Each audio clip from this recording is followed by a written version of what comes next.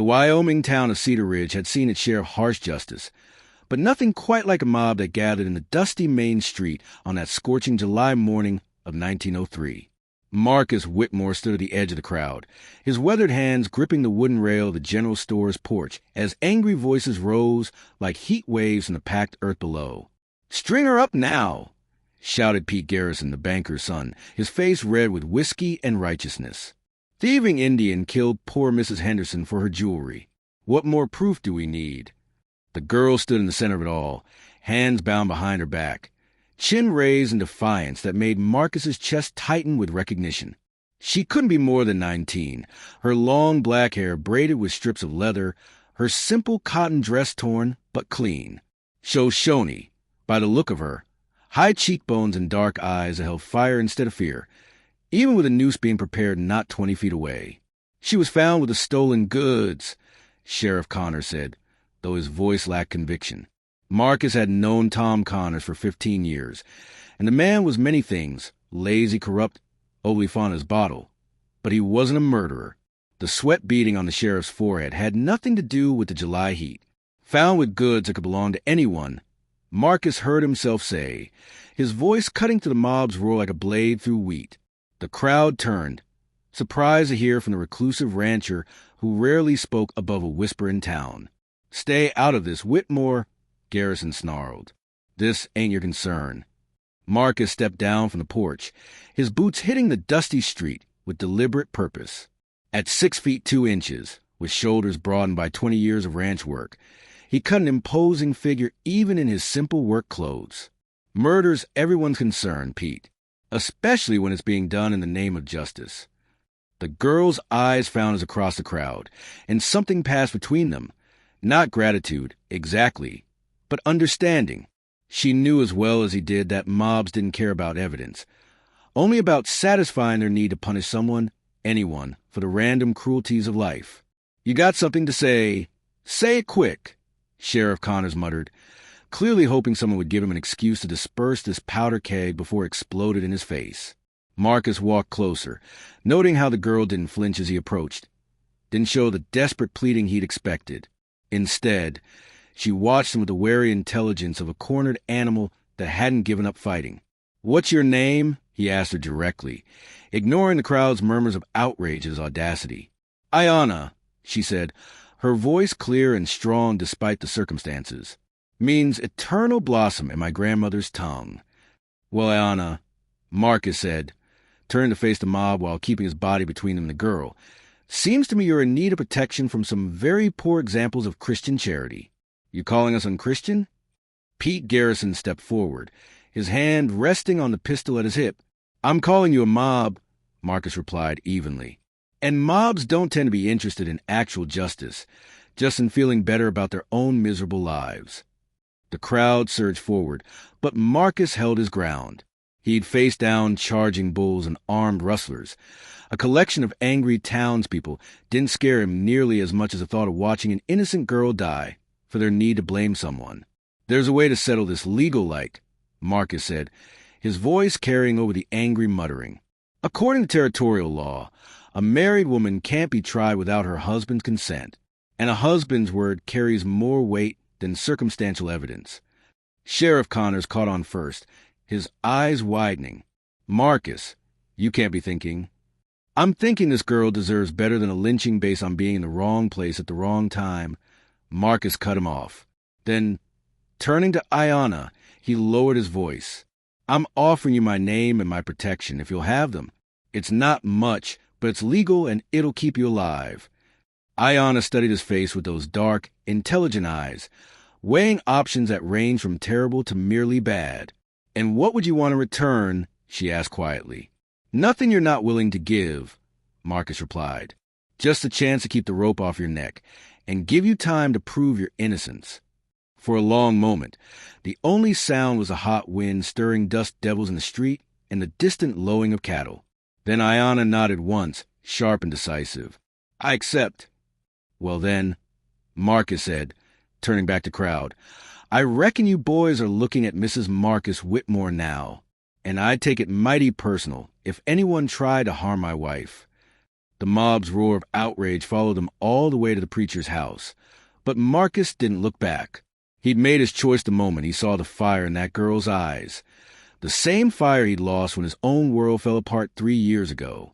Maybe, just maybe, helping her find justice would help him find something he thought was buried forever, a reason to care about more than just getting through each empty day. Reverend Matthews performed the ceremony with shaking hands and frequent glances toward the window, where angry voices still echoed from the street. The small parlor of his modest house felt cramped with tension as Marcus and Ayanna stood before the nervous preacher, their hasty union witnessed only by the Reverend's wife and Sheriff Connors, who'd followed them to ensure the legality of the proceedings. Do you, Marcus James Whitmore, take this woman to be your lawfully wedded wife? Matthews asked, his voice barely steady enough to complete the words. I do, Marcus said firmly, meeting Ayanna's eyes as he spoke. She stood straight back beside him. Her bound hands finally cut free, revealing rope burns on her wrist that made Marcus's jaw clench with anger at the treatment she'd endured. And do you? The preacher paused, realizing he didn't know her full name. Ayanna Sun and Water. She supplied quietly, using both her English and Shoshone names with equal dignity. Do you take Marcus to be your lawfully wedded husband? Ayanna's pause lasted only seconds, but Marcus felt each heartbeat like a hammer blow. Then she nodded. I do, she said, and something in her voice suggested the words meant more than mere survival to her. By the power vested in me by the territory of Wyoming, I pronounce you husband and wife. Matthews closed his Bible with a snap that sounded like a gunshot in the quiet room. May God have mercy on your souls. Sheriff Connors cleared his throat. I'll need to file the papers in Cheyenne, make it official. Won't be any challenging this union once it's registered. He looked uncomfortable, but determined. And Marcus, you know this makes you responsible for any crime she's accused of from here on. She didn't kill Mrs. Henderson, Marcus said flatly, and I'll prove it. Outside, they could hear the mob beginning to disperse, disappointed by being cheated of their entertainment, but not yet willing to challenge Marcus directly. His ranch was isolated enough that he could protect Ayanna there, at least until he could uncover the truth about the real killer. The wagon ride to Spread took 2 hours through increasingly wild country, past rolling hills covered in buffalo grass and sagebrush. Ayanna sat beside him on the wooden seat, her hands folded in her lap, saying nothing as the landscape changed from settled farmland to open range. Marcus found himself stealing glances at her profile, wondering what thoughts were hidden behind that composed expression. Why? She asked suddenly, as they crested a hill that revealed his ranch house in the valley below, a solid log structure with a stone chimney, surrounded by corrals and outbuildings that spoke of prosperity earned through hard work. Why what? Marcus asked, though he knew what she meant. Why risk everything for a stranger? For someone your people consider beneath their notice? Her voice held genuine curiosity rather than bitterness, as if she truly wanted to understand his motivations. Marcus was quiet for a long moment, guiding the horses down the gentle slope toward home. 3 years ago, my wife Sarah died of fever, took our unborn child with her. The words came easier than he'd expected. Maybe because Ayanna was essentially a stranger, or maybe because her own loss was written in the careful way she held herself. After that, I figured I was done caring about anything except my cattle and my land. And now, Ayanna asked softly, now I'm thinking maybe a man stops being human when he stops standing up for what's right, regardless of cost. Marcus pulled the wagon to a stop beside his front porch, where 2 stock dogs came bounding out to investigate the newcomers. This is your home now, for as long as you need it. No one will hurt you here. Ayanna climbed down from the wagon with fluid grace, immediately kneeling to let the dogs sniff her hands. They accepted her quickly, tails wagging as she scratched behind their ears with the easy confidence of someone who understood animals. They like you, Marcus observed, surprised. His dogs were usually more cautious with strangers. Animals sense intention, Ayanna replied, rising and dusting off her skirt. They know I mean no harm. She looked up at the house, taking the wide porch, the carefully chinked logs, the flower boxes that still held withered remains of Sarah's last planting attempts. It's a good house, strong, built to last. Marcus nodded. suddenly aware of how empty the place had become since Sarah's death, how he'd let it turn from a home into merely a shelter. "I'll show you where you can sleep. There's a room that was going to be—" He stopped, unable to finish the sentence about the nursery that had never been used. "Thank you," Ayanna said simply, understanding without need for explanation. "For the room, for your name, for standing between me and that rope. I won't forget." As they stood on his porch in the fading afternoon light, Marcus realized that for the first time in 3 years, his house didn't feel completely empty. There was something about Ayanna's presence, not intrusive, not demanding, but simply alive in a way that reminded him what it felt like to share space with another human being. Tomorrow would bring challenges, proving her innocence, deal with the town's anger, figuring out how a grieving rancher and a displaced Shoshone woman could build some kind of life together. But tonight, as he showed her to the small room that would be hers, Marcus felt something he'd almost forgotten existed: hope. Dawn came quietly to the Whitmore Ranch, painting the Wyoming sky in shades of rose and gold, while Marcus went about his morning chores with the automatic precision of long habit. He'd slept poorly, hyper-aware of another person in his house, listening for sounds that might indicate distress or flight. But when he finally rose and dressed, the only evidence of Ayanna's presence was the faint scent of sage, not the wild sage that grew throughout Wyoming, but something different, more complex, that seemed to cling to her clothes and hair. She was already awake when he passed her door, moving quietly in the small room, and by the time he'd fed the horses and milked his cow, she had appeared in the kitchen like a ghost made flesh. She braided her hair differently, he noticed, with small strips of beaded leather that caught the morning light, and somehow she'd managed to mend the tear in her dress so skillfully that it was barely visible. "Coffee?" Marcus asked, gesturing toward the pot that was already brewing on his wood stove. "Yes," Ayanna said, accepting the cup he offered with both hands, breathing in the steam before taking a careful sip. "Strong. Good." They stood in his kitchen as strangers do, careful of space and boundaries, each hyper-aware of the other's presence. Marcus found himself noticing details he'd missed yesterday in the chaos of the wedding. The way she moved with unconscious grace, the small scar on her left temple that spoke of old injury, the calluses on her hands that suggested she was no stranger to hard work.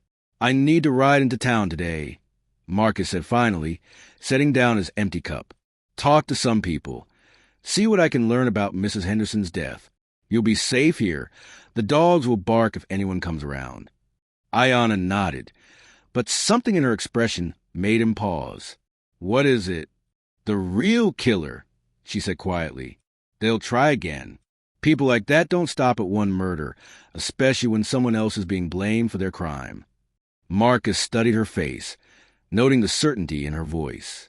"You sound like you know something about who might have done it. I know that Mrs. Henderson's jewelry was planted in my belongings while I slept in the boarding house stable. I know that someone wanted me specifically to be blamed." Ayanna met his eyes directly. "And I know that your marriage to me has put you in danger too." The thought had occurred to Marcus, but hearing it spoken aloud made the danger more real. "Why you specifically?" "Because I've been asking questions about missing Shoshone girls from the reservation. 3 young women have disappeared in the past 6 months, all of them last seen in Cedar Ridge." Ayanna's voice remained steady, but Marcus caught the anger beneath her calm exterior. Mrs. Henderson ran the boarding house where travelers stayed. She saw everything that happened in this town. Marcus felt pieces clicking together like the mechanism of a well-made rifle.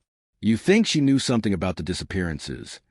I think she knew too much, and someone killed her to keep her quiet. Making me the scapegoat served 2 purposes. It eliminated the one person investigating the missing girls, and gave the town an easy answer that let the real killer go free." The kitchen fell silent, except for the tick of the mantel clock and the distant lowing of cattle. Marcus found himself reassessing the woman who sat across from his kitchen table. Not just a victim of circumstance, but someone who'd been conducting her own investigation. Someone brave enough to ask dangerous questions. "Then we'll find the truth together," he said finally. "But first, I want to teach you to shoot." Ayanna's eyebrows rose slightly. "You think I don't know how to handle weapons?"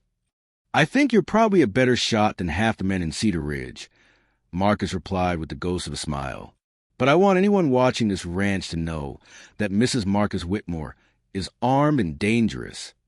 That afternoon, Marcus set up targets behind the barn, while Ayanna examined his rifle collection with the easy familiarity of someone who'd grown up around firearms. She selected a lever-action Winchester, testing its weight and balance before loading it with movements so smooth they seemed choreographed.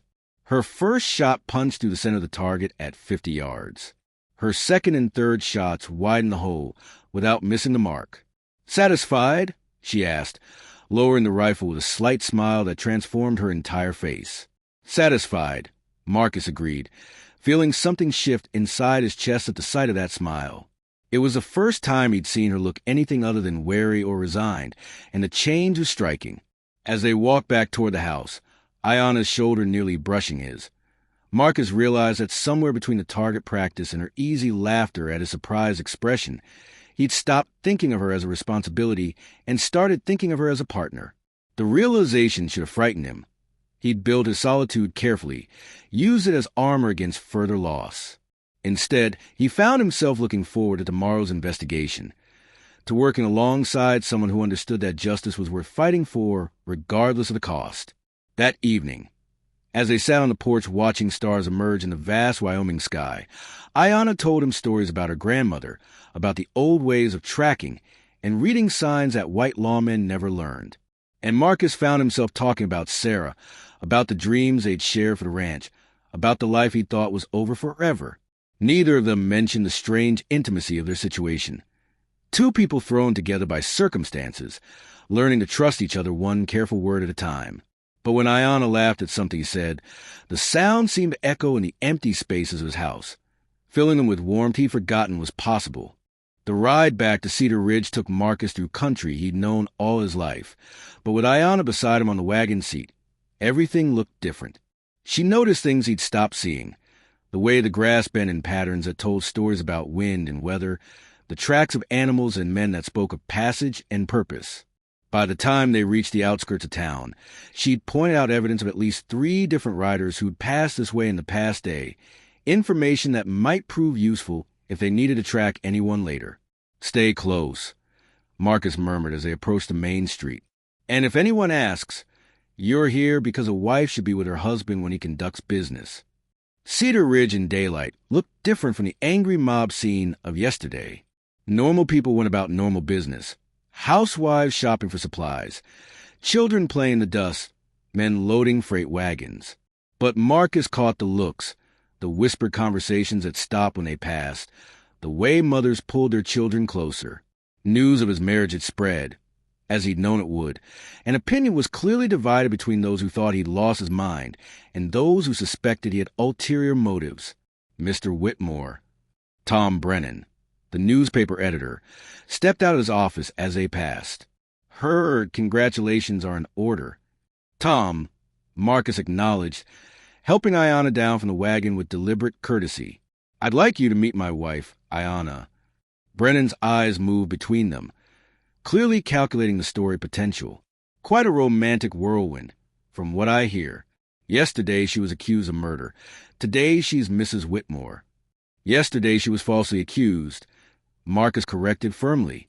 "Today she's under my protection, which makes her innocent until someone proves otherwise. And if they do prove otherwise..." Marcus's hand moved instinctively toward his gun belt. "They won't." Brennan got the message and stepped back, but Marcus caught the speculative gleam in the man's eyes. Tomorrow's paper would be interesting reading, assuming they lived long enough to see it. Their first stop was the boarding house where Mrs. Henderson had been killed and where Ayanna had been staying when the jewelry was planted in her belongings. The current manager, a nervous man named Peters, clearly wanted nothing to do with them, but Marcus's reputation for paying his bills and avoiding trouble opened doors that might have remained closed to others. "Room's been cleaned out," Peters said, leading them up the narrow stairs to a small space under the eaves. "Sheriff took what evidence he wanted. Told me to rent out again." The room was sparse. A narrow bed, a washstand, a single window that looked out over the alley behind the building. Ayanna moved through the space with careful attention, her fingers trailing over surfaces, her eyes noting details that most people would miss. "The jewelry was in my travel bag," she said, kneeling beside the bed, hidden under my spare clothes. Someone who knew exactly where to put it so it would be found quickly. Marcus examined the window latch, noting that it showed signs of recent forcing. Someone could have climbed up from the alley, gotten in while you were elsewhere. Or someone with a key could have let themselves in, Ayanna suggested. Mr. Peters, who else has access to these rooms? Peters shifted uncomfortably. Well, there's me, of course. And Sally, who does the cleaning. And... He stopped, color draining from his face. And who else? Marcus pressed. Mr. Garrison. Pete Garrison. His father owns a building, see. Pete comes around sometimes to collect rent, check on things. Peters wrung his hands. But he's a respectable man, Mr. Whitmore. Banker's son. He wouldn't. Wouldn't what? Ayanna asked quietly. Wouldn't frame an innocent person for murder? Wouldn't try to have her hanged to cover his own crimes. You can't prove nothing, Peters said quickly, but fear was written all over his face. And even if you could, ain't nobody in this town going to take the word of a... He stopped himself before completing the sentence, but the damage was done. The word of a what? Marcus asked, his voice dangerously quiet. Nothing, Mr. Whitmore. I didn't mean nothing by it. But they all knew what he'd meant, just as they all knew that Peters was right about one thing. Proving Pete Garrison's guilt will be nearly impossible in a town where his father's bank held half the mortgages, and his word carried the weight of inherited respectability. As they left the boarding house, Ayanna was quiet, her face carefully composed. But Marcus had spent enough time around wounded creatures to recognize the signs of someone trying not to show pain. He's wrong, Marcus said as they walked toward the sheriff's office. About what? About nobody taking your word. I take your word. And when we prove Garrison killed Mrs. Henderson, others will too. Ayanna glanced at him, something unreadable in her dark eyes. You sound very certain. I am certain. Because you're not just fighting for your own life anymore. You're fighting for those missing girls, for justice, for a right to be treated as a human being instead of a convenient scapegoat. Marcus stopped walking and turned to face her directly. And because you're my wife now, which means your fights are my fights. For the first time since he'd known her, Ayanna looked surprised. Then, slowly, she smiled, not the careful, guarded expression she usually wore, but something genuine and warm that lit up her entire face. Then we'd better get to work, she said, because Pete Garrison's been getting away with murder long enough. Sheriff Connors looked like a man who'd been drinking his breakfast when Marcus and Ayanna entered his office. Empty whiskey bottles lined the windowsill, and the smell of stale alcohol competed with the odor of unwashed clothes and cold coffee. Tom Connors had been a decent lawman once, but years of political pressure and moral compromise had worn him down to a shadow of his former self. Marcus, he said without looking up from the paperwork scattered across his desk, heard you were in town. Come to make more trouble for me. Come to help you solve Mrs. Henderson's murder, Marcus replied, taking the chair across from the sheriff's desk, while Ayanna remained standing by the door, her eyes constantly moving to catalog potential threats. Murder solved, Connor said flatly, got the killer standing right there. He gestured toward Ayanna, without meeting her eyes, just waiting for the circuit judge to make it official. Tom, you know as well as I do that she didn't kill anybody, Marcus said quietly. The question is whether you're going to help me prove it, or whether you're going to keep letting the real killer walk free.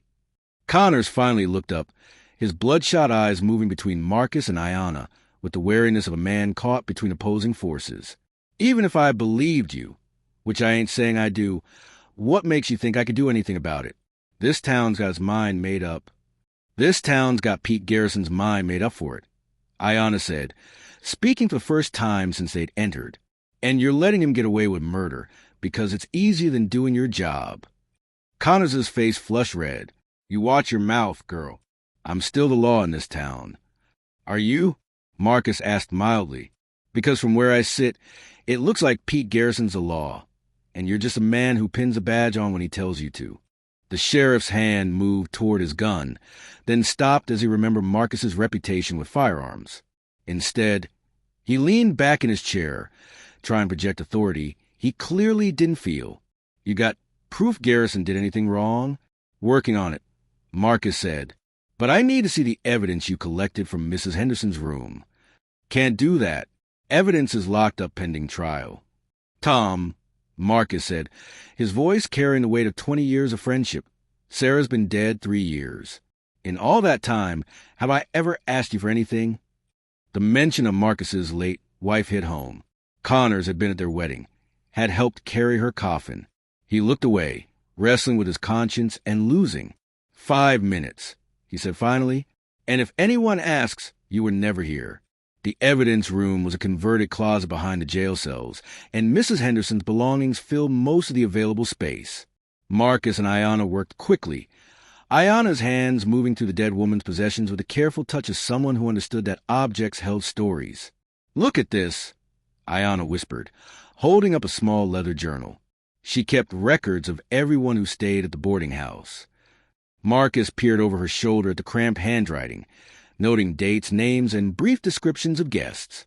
His blood went cold when he saw what Ayanna had spotted. 3 entries over the past 6 months, each describing a young Shoshone woman traveling alone. Each ended with a notation, PG arranged transport. PG, Marcus said grimly. Pete Garrison. The missing girls, Ayanna breathed. They all stayed at Mrs. Henderson's boarding house, and she was keeping records of Garrison's involvement. They found more evidence buried deeper in the journal. Notes about late-night meetings, payments made in cash, and Mrs. Henderson's growing suspicions about what was happening to the girls Garrison claimed to be helping. The final entry, dated just 2 days before her murder, was the most damning. PG becoming careless. Girls never reached their supposed destinations. Fear I know too much. Must decide what to do. She was going to expose him, Marcus said, understanding flooding through him like cold water. That's why he killed her. And frame me to make sure no one would investigate further, Ayanna added, carefully replacing the journal exactly where they'd found it. The perfect scapegoat, a Shoshone woman asking uncomfortable questions about missing Shoshone girls. They were so absorbed in their discovery that neither heard the footsteps in the outer office until it was too late. The door to the evidence room swung open, revealing Pete Garrison himself, his hand resting on his gun, and a cold smile playing around his lips. Well, Garrison said softly, look what we have here. The happy couple tamper with evidence. Tom, I'm disappointed in you. Sheriff Connors appeared behind Garrison, his face pale with fear and guilt. Pete, I can explain. No need. Garrison cut him off. I can see exactly what's happening. Marcus Whitmore and his Indian bride are trying to manufacture evidence to support their ridiculous claims about my innocence. His smile widened. Good thing I happened to stop by to check on the case. Marcus stepped protectively in front of Ayanna, his hand moving toward his own weapon. Funny how you always seem to show up at convenient times, Pete. Funny how you always seem to be where you don't belong, Garrison replied. But I suppose that's what happens when a man lets grief cloud his judgment. Marrying a murderer to save her from justice. Not exactly the action of a sane man. The only murderer in this room is you, Ayanna said quietly, her voice carrying absolute conviction. And we're going to prove it. Garrison's mask of civility slipped for just a moment, revealing something cold and vicious underneath. You're not going to prove anything, because you're not going to live long enough. See, Tom here is going to report that you two broke into his evidence room and tried to escape when confronted. Tragic that you both resisted arrest so violently. The sheriff's hand shook as he drew his gun, but Marcus could see the man was trapped between 2 impossible choices. In that moment of hesitation, everything changed. Ayanna moved like lightning, knocking over an oil lamp that sent shadows dancing wildly across the walls. In confusion, Marcus tackled Garrison while Ayanna disappeared into the maze of boxes and evidence. Gunshots echoed in the small space, followed by shouts and the sound of breaking glass. When the smoke cleared, Garrison was on the floor with a bloody nose. Sheriff Connors was backed against the wall with his gun trained on empty air, and Ayanna was nowhere to be seen. The window that led to the alley behind the jail hung open, its glass scattered across the floor. She's gone, Marcus said, rising slowly with his hands visible. And now the whole town's going to know what you really are, Pete. But Garrison was already spinning the story in his head. Marcus could see it in his eyes. The manhunt that followed would be bigger than ever, and this time they wouldn't be content with a trial. The manhunt began at dawn with the ringing of the church bell, not for services, but for alarm. Pete Garrison had convinced the town that Marcus and Ayanna were desperate fugitives who tried to destroy evidence, and now half of Cedar Ridge was mounted and armed, searching the countryside for the runaway Indian killer and her deluded husband. Marcus rode hard across familiar territory, his horse's hooves pounding against the packed earth as he followed the subtle trail signs that Ayanna had left for him. Broken twigs, disturbed grass, the kind of markers invisible to white trackers but clear as written words to someone who knew how to read them. She was leading him away from town, toward the broken country near the Utah border, where a person could disappear into canyons and caves that existed on no surveyor's map. He found her at sunset, crouched beside a small fire in a sheltered draw that provided both warmth and concealment. She'd changed out of her dress into men's clothing, probably stolen from some unfortunate traveler, and braided her hair in a way that would be less noticeable from a distance. But her eyes held the same fierce intelligence, the same unbroken spirit that had first caught his attention in that dusty street. "Took you long enough," she said without looking up from the rabbit she was skinning with a knife that hadn't been among her possessions that morning. "Had to make sure I wasn't followed," Marcus replied, dismounting and leading his horse to the small stream that trickled through the bottom of the draw. "Though I'm impressed you managed to stay ahead of 20 armed men for an entire day." 23, Ayanna corrected. "And they're not looking for me. They're looking for a scared girl running in panic. They don't understand that I've been planning my escape routes since the day I arrived in Cedar Ridge." Marcus studied her profile in the flickering firelight, noting the way she moved with economical precision, wasting no motion or energy. This wasn't her first time being hunted. Won't be my last, either. Ayanna finally looked at him, and Marcus saw something in her expression that made his chest tighten. "Which is why you need to go back to your ranch and forget you ever met me." "Like hell." "Marcus, listen to me." Ayanna set down her knife and turned to face him fully. "What we found in that journal proves Pete Garrison is trafficking Shoshone women, probably selling them to mining camps or railroad crews where no one asks questions about where they came from. That's a business worth killing to protect. All the more reason to see him brought to justice." "Justice?" Ayanna laughed, but there was no humor in the sound. "What justice? You think any court in Wyoming territory is going to convict a white banker's son on the word of a Shoshone woman? You think any jury will care about missing Indian girls?" Marcus had no answer to that, because they both knew she was right. The legal system that had failed to protect her from a mob would fail to protect the missing girls as well. "So what's your plan?" he asked instead. "Keep running forever?" "My plan is to disappear so completely that Garrison thinks the threat is gone, then come back and kill myself." Ayanna's voice was matter-of-fact, as if she were discussing the weather. "It's the only justice those girls are going to get. And throw your life away in process." "My life was already forfeit the moment I started asking questions about the missing girls. At least this way, their deaths won't go unpunished." Marcus stared into the fire, wrestling with truths he didn't want to acknowledge. Everything Ayanna said made sense from a practical standpoint. The system was rigged against her, against all her people. Individual justice might be the only justice available.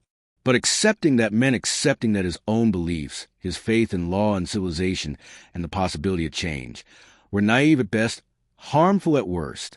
"There might be another way," he said finally. "What way?"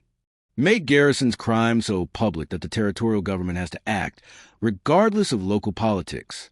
Use that newspaper editor's hunger for stories. Get the truth printed in papers across the territory." Ayanna shook her head. "Brennan won't print anything that accuses Pete Garrison without proof he can hold in his hands. And the evidence we found is locked in a jail cell guarded by corrupt lawmen. Then we get different proof. We find where Garrison is keeping the girls, or where he's selling them. We document everything so thoroughly that even his father's money can't buy his way out." For the first time since he'd known her, Ayanna looked uncertain. "That's dangerous. If we're wrong about where to look, if we get caught, we die together instead of apart," Marcus said simply. "But if we succeed, those girls get justice, and you get your life back." Ayanna was quiet for a long time, staring into flames while night settled around their small sanctuary. When she finally spoke, her voice was soft but determined. My grandmother used to say that the spirits sometimes put two people on the same path, not because it's easy, but because together they can do things that neither could accomplish alone. She met his eyes across the fire. I think she would have liked you, Marcus Whitmore. I know I would have liked her, Marcus replied. And I know she raised a daughter who's brave enough to fight for what's right, no matter the cost. As they settled in for the night, sharing blankets and taking turns on watch, Marcus felt something he hadn't experienced since Sarah's death. The deep satisfaction of having a purpose larger than his own survival. Tomorrow would bring new dangers, new challenges, new opportunities for failure or redemption. But tonight, under a sky full of stars that seemed close enough to touch, he was exactly where he belonged, fighting alongside someone who understood that some things were worth risking everything to protect.